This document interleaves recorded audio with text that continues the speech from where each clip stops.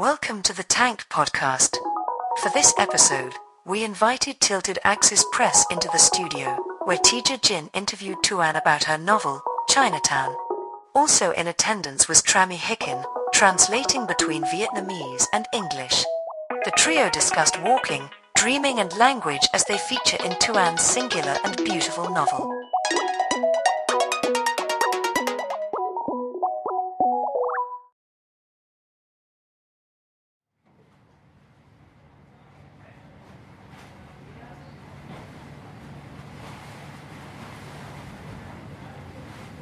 I wanted to ask you about the words I walk and walking, and I'm yellow begins, one of the first sentences begins with that, I walk. So it's, I walk not because I haven't been out on the streets for quite a while, not because the yellow of night is ever absent from my canvas, because I have no other means of transport.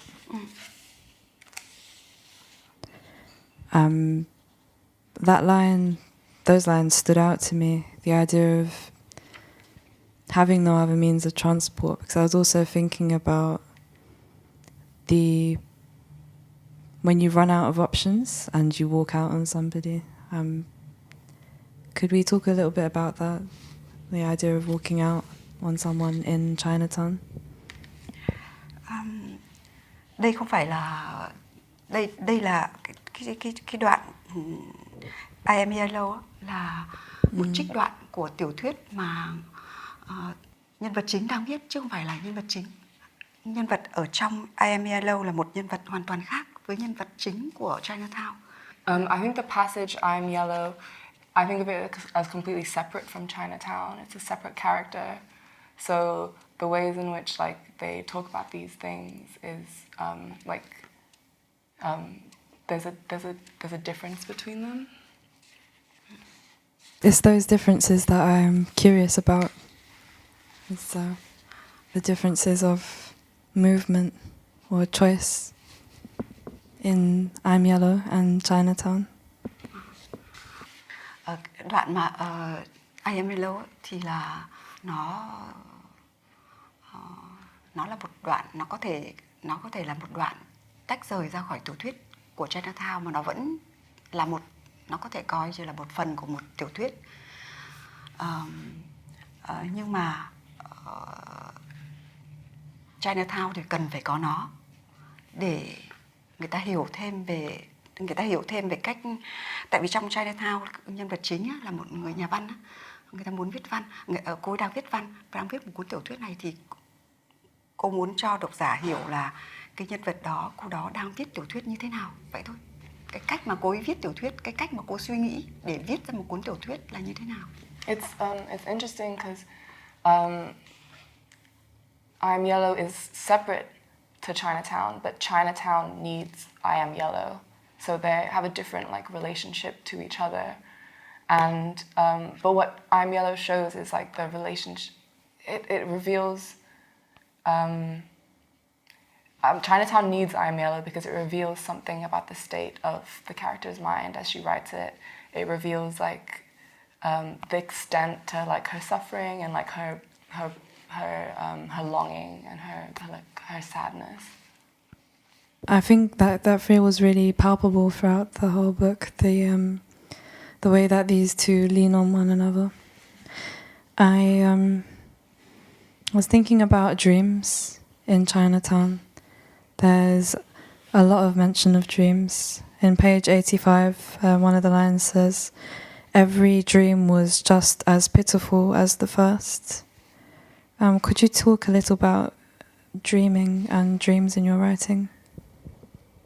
Chinatown thì họ có trong Chinatown thì có cả, nó là một cuốn tiểu thuyết mà trong đó có tất cả các thời quá khứ, thời hiện tại và tương lai, và tất cả nó là một mớ rất là lộn xộn, nên là cô nghĩ rằng là cái tương lai, cái mà mình gọi là tương lai đó thì thực ra nó cũng gắn liền với cả quá khứ đấy. nên tại vì nhân vật chính ấy, bị ám ảnh bởi quá khứ và ám ảnh bởi Thụy đấy, bởi người tình Trung Hoa đấy, nên là cô ấy, cái gì lúc nào thực ra thì bất kỳ cái gì cô cũng nghĩ đến thì cũng là liên quan đến anh ta. So I think that in Chinatown there's so many different tenses and so many different like temporal like moods, like so many different times. There's the past, the future, and the present, and they're not separate. They're completely intertwined. And the thread that intertwines them is this sadness, her constant sadness, her state of sadness, and her missing of her husband Thuy, and that kind of ties everything together. And like the dream state is something that's really receptive to the idea of time being not separate. So I like future, something like the future is not as clear cut as like from the past or from the present as it might seem, and that's something that is like easily explored in dreams. I was really hoping to hear that. I think, and in a lot of the reviews and the interviews that we've seen of Chinatown so far, people, they really resonate with this idea of being held by a dream state, because it doesn't force you to make a choice. You can just swim. I wanted to ask about, we were talking about thinking in French and your writing with words of your own invention, as well as using Vietnamese colloquialisms that are unique to the 1980s through to the 2000s. Could you talk to me a little bit about your choice of language and syntax in Chinatown? Tôi muốn dùng những cái hiểu biết của tôi về tiếng Pháp để sử dụng trong tiếng Việt, để làm mới tiếng Việt, để làm cho tiếng Việt trở nên hiện đại hơn. Tại vì because I think in French, but I write in Vietnamese, I want to create a style of Vietnamese that accommodates that, and I feel like this is making like innovations in Vietnamese and like modernizing Vietnamese.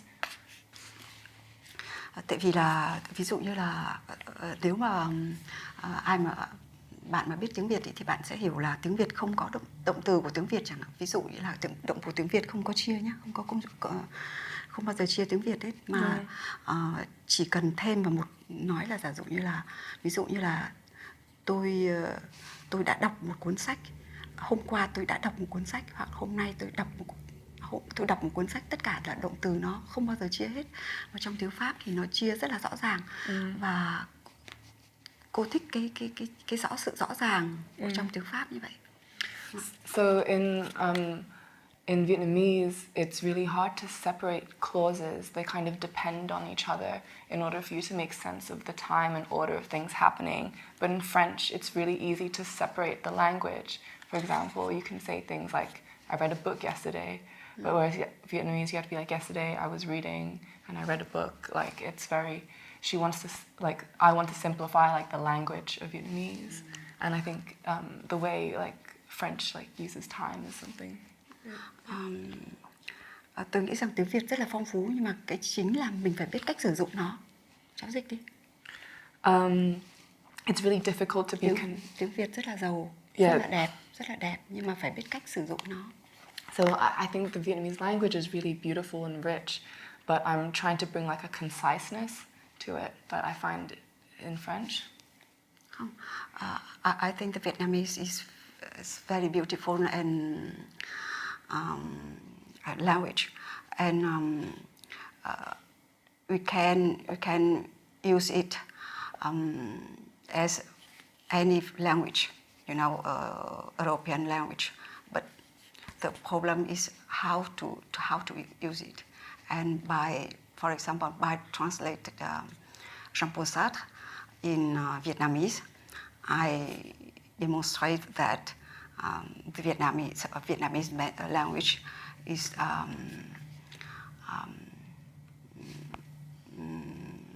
even rich in European philosophy. Do you know Jean-Paul Sartre? He's a philosopher.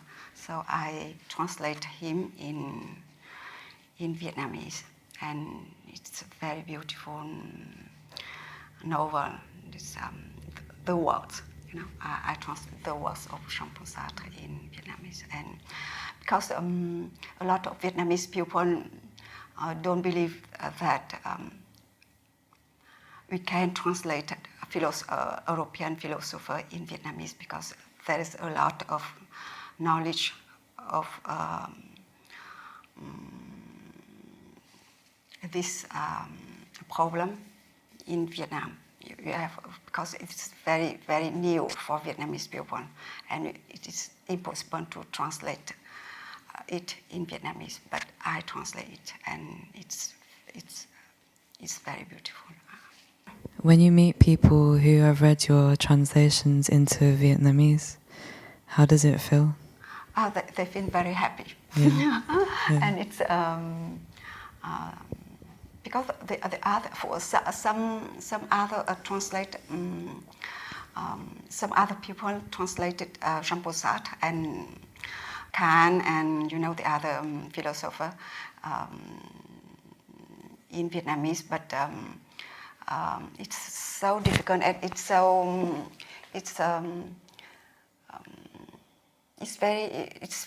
difficult for Vietnamese people to understand it. And I have my way to translate it, and it's very I think it's because perhaps I am a writer at the same time, so I know how Jean-Paul Sartre write. I understand him, so yeah. And not just to say that Vietnamese people is a really beautiful language, but how to use it, it's a problem. I do think that translation is very creative. It is a very creative thing. So you, for example, you're trying to almost reverse Duras in your writing with her sentence structure, and then also you said that you're inspired a lot by Proust's long phrases. Yeah. How does that feel? So Chinatown's hasn't got any line breaks. It basically it just flows almost like a stream of consciousness.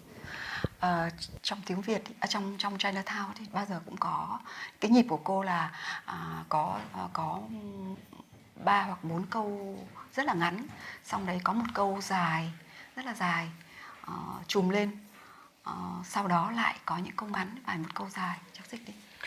So her prose, my prose style is I've chosen to do a couple of short sentences followed by long sentences. So short sentences followed by long sentences. Bởi vì tôi muốn thể hiện cái tình cảm, cái emotion của nhân vật chính á, là cô ấy một mặt là nghĩ rằng là cô ấy đã quên quá khứ rồi, nhưng mà thực ra thì cái quá khứ nó vẫn ám ảnh cô đó, và nó sau những câu ngắn mà cô ấy tưởng là quên ấy, thì một cái quá khứ nó rất là dài, nó làm cho cô ấy lại viết một câu dài. Nên là tôi không cần phải chính cái đó, thì tôi muốn cho bạn đọc hiểu được là cái quá khứ nó ám ảnh cô đấy như thế nào. So I'm trying to capture the emotion of the main character, because with the short sentences, it's almost like she's forgotten her worries, her sadness, what she feels for her ex-lover. But then with the long sentences, it's like she's being carried away by her thoughts. So long sentences are designed to make it feel like she's being carried away. And I'm trying to capture the emotions, the deep sadness she feels when she can't escape these memories. And she can't escape remembering her ex-lover. Và câu rất ngắn, và tôi kết hợp cả câu rất ngắn và câu rất dài, tại vì tôi thích cả Duras và Proust. Duras thì là nếu mà trong văn học Pháp thì Duras là viết những câu ngắn nhất, còn Proust là viết những câu dài nhất. I've also chosen this style, the short sentences, long sentences, short sentences, long sentences style, because of my two literary idols, Proust and Duras. So out of all the French literary figures, Duras uses the shortest sentences, and in comparison, Proust uses the longest sentences. So I'm combining both, and I'm drawing upon both influences when I have used this style. And you've created something altogether special and unique. With what does modernity mean to you? Tính hiện đại là tôi nghĩ rằng là phải, với tôi quan niệm là viết là một cách, written for me is to find the other way to write. You know, it's the modern is either not new but a different way to write the same subject.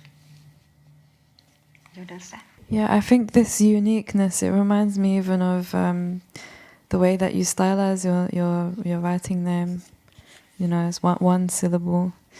And from my understanding in the translator's note of Chinatown, it says how this is uncommon in Vietnam, where people prefer to have pseudonyms that are longer, and I'm interested in that. I'm also interested in how your Facebook bio is quite informal, you know, it's playful. How does that feel, creating your writer identity? Và ông ấy chỉ có một cái tên là Celine. Celine là the last name, female last name, and he take only he has no first name. So cô cũng thích vậy, và tôi nghĩ rằng là cháu dịch đi sang trang câu nói tiếp. I'm a big fan of Celine. He's not very popular with French audiences because his style is quite difficult, but nonetheless he's like an idol of mine, and he chose to take just one name, Celine, and it's got an ambiguity to it because it's feminine, but it's also his last name. Và tôi nghĩ rằng là tên thì không quan trọng gì cả. Cái quan trọng là cái tên ngắn nó sẽ dài thêm bởi vì những cái tên của tác phẩm của tôi. Cháu hiểu không? Cháu hiểu không? My name, you know, mon nom de plume. My name as writer is not important for me because the name of my novel are more important. And I think something he said that was quite interesting is that it's a short name, but it's longer in some ways because of cô nói tên ngắn mà nó sẽ dài hơn. Không, tên của cô không quan trọng, mà nó sẽ được dài thêm bởi những cái tên của tác phẩm của cô. It's a short name, but it's her novels that will make her name longer. She relies on her novels to build her identity. Buzz. Because, for example, after Chinatown, Vietnamese readers call me twelfth Chinatown. You know, I think it's the title of my novel is more important than my pop name as a writer. I think that's very interesting as well, because people read so much into a name and the writer's identity, and I think that ambiguity can be very freeing. It can give a lot of space creatively. Khi mà tôi viết thì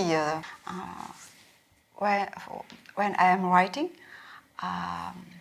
I feel I became another person. It's not me, you know. So I take the other name. Yeah, I think that's a really good way to protect yourself as a writer too, and separate your mind into another place when you write. I wanted to ask a couple more questions, and then we hopefully have time for a reading. So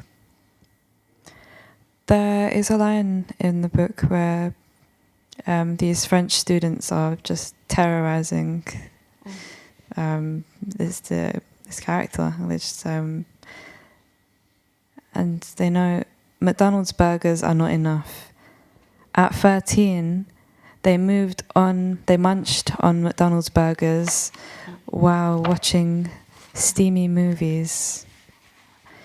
I've been thinking about that moment in the book because it reminds me of, I guess, the way that globalization has kind of thwarted even the act of learning. And I thought it was interesting the way that McDonald's repeats twice in that moment. It's on page 64. How did you feel when you were writing about that? Trước khi viết Chinatown thì tôi quyết định là tôi phải làm một cái công việc gì đó để có tư liệu để viết. Và tôi đã chấp nhận là làm giáo viên dạy tiếng Anh thay thế trong một cái trường tiểu học ấy. So before writing Chinatown, I thought to myself, I want to get a job that will inspire me, my next novel. So I took up the position of an English teacher in the suburbs of Paris. Và những gì mà tôi trải nghiệm đó, thì tôi viết thẳng vào trong Chinatown. Tôi không cần phải chỉnh sửa gì vậy. Nó là một cái sự thật. Những cái mà tôi nhìn thấy nó quá là kinh ngạc. Tôi không cần phải chỉnh sửa gì. So what you see in the novel is purely based on my observation. These are things I witnessed when I was a teacher there. The things that the students are doing are things that I saw them do. I didn't have to make it up. Các học trò của tôi là theo Hồi giáo đấy. Và họ lúc đó là chiến tranh của Iraq đã xảy ra, và các em rất là ghét Bush, ghét nước Mỹ. Và khi mà nên trong giờ dạy tiếng Anh của tôi thì tôi không phải dạy cái gì hết, tôi chỉ như một người babysitter. So the student body at the time where I was teaching, it was predominantly Muslim, and there were a lot of refugees from Iraq, and they all hated Bush. And at the time, people weren't, because of the anti-American sentiment, they weren't really interested in learning English. So I was more of a babysitter at the time. That's so fascinating. Và khi mà tôi kể những chuyện đó ra thì độc giả Pháp rất là ngạc nhiên, tại vì họ không thể ngờ được là ở nước Pháp mà lại có cái sự như vậy. Các việc, tại vì là người Pháp tuy là nói là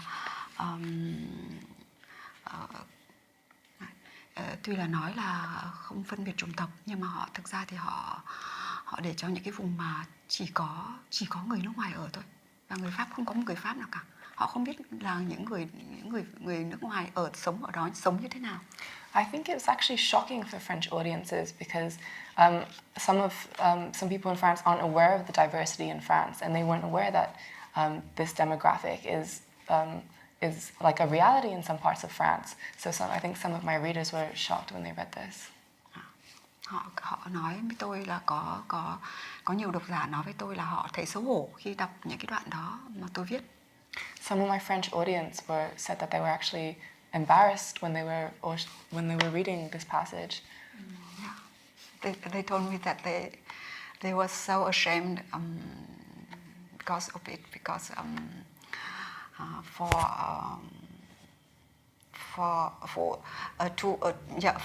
everybody in the world, French people is less racist.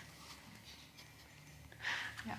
So I think the fact that you were able to get through to people is amazing. Yeah, there is, in France, outside of Paris, there is a lot of zones where Muslim people live in the cities, and very poor city, and people live there, and for the holidays, they take the plane to go to Morocco or Algeria or Tunisia, and the children there, the Muslim children, they live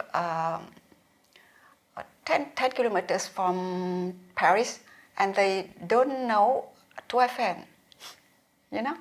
They take the plane to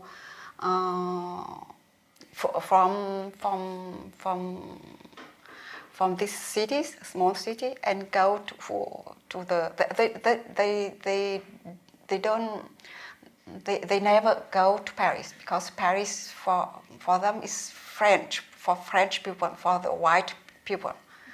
And yeah, and why I write about this, French people told me that they're ashamed about it.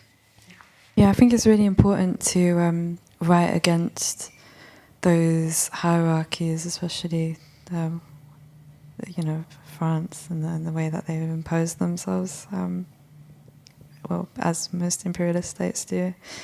I know we've spoken about this a little bit already, but I've been thinking about the idea of intentional forgetting on purpose. You have this line on page 126, they say, I should forget in order to live, it's the truth, forget in order to live.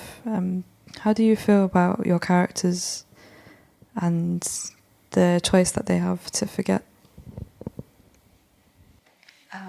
Nhân vật chính vì cô lúc nào cũng ám ảnh về quá khứ, nên cô rất là khó sống với hiện tại, và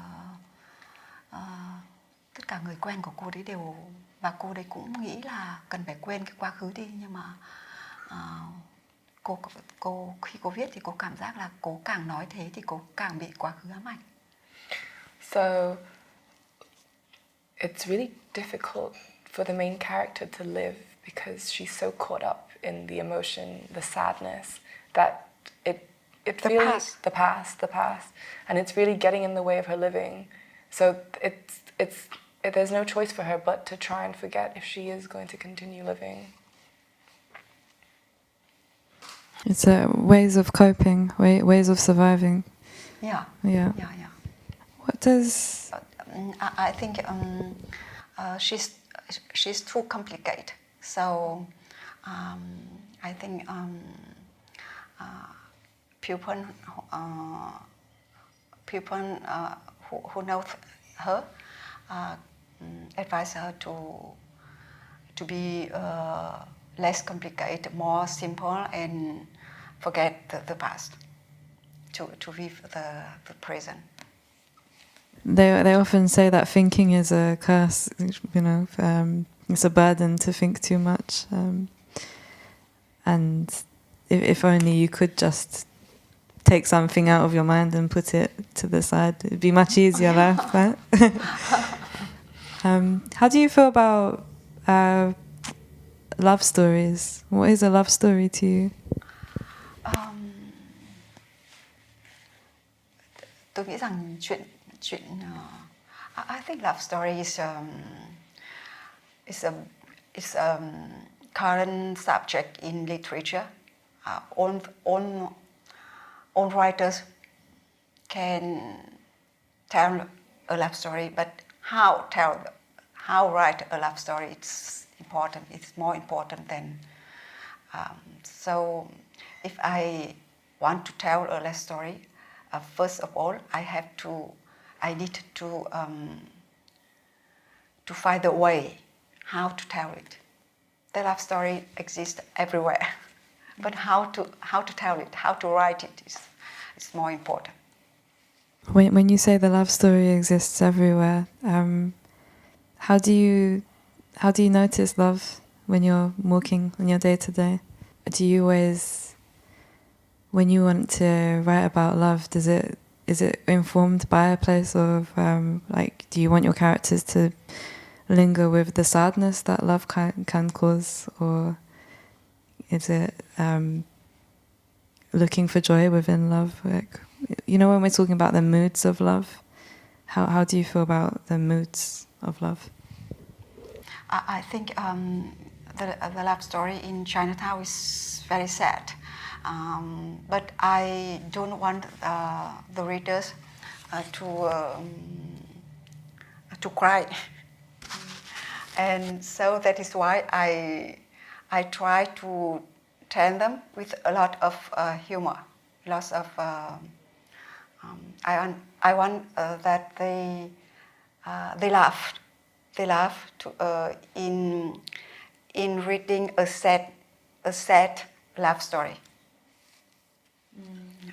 That's very beautiful of you. It comes back to what we were speaking about earlier of protecting the reader and looking after people. It's writing with tenderness. I think that's very important, to write with tenderness. I think my last question will be, if you want readers to take one thing away from reading Chinatown, what would you want them to feel? I want that they put themselves a lot of questions about what they are reading, because I think I have a lot of joke, and I think they should be more not passive, They put a lot of questions. They think and they imagine, and they don't believe in what I write. That they have the questions. Yeah, because I joke. I a lot of joke in my. It's a game for me. Writing is a game for me, and don't believe like experimental. Don't believe totally in what I write. Yeah. I love that. That's just so perfect. Thank you both so much for today. I can't wait to go and just think about all of these questions that have come up. Yeah. To hear more podcasts from Tank, you can subscribe on all major podcast platforms or follow us on SoundCloud. The theme music for this podcast is by Himera.